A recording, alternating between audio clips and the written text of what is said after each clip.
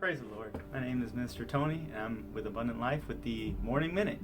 And we'll be coming out of Ephesians chapter 4. We'll be reading verses 3 through 6.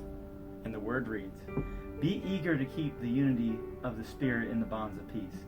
For there is one body, one Spirit, and even as you are called into one hope of your calling, one Lord, one faith, one baptism, one God and Father of us all, who is above all and through all and in you all." So as believers, we're called to keep unity. We're called to restore. We're called to make things right when we see that they're wrong, between believers especially.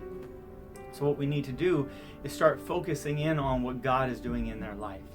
Focusing in on the good things that they're doing. Focusing in on the things that they're accomplishing through God and through Jesus.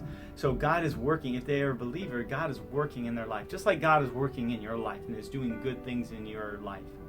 So as that believer, we're called to look at the things that is happening good and call it out and say, hey, look, you're doing this. I can see God is greatly using you in this area, or I can see that you're growing in this area. And we need to be encouraging one to another. And that is how we're eager to keep the unity in the body of Christ, is that we are called to restore and bring together and bridge gaps and be like the glue and be who God has called us to be.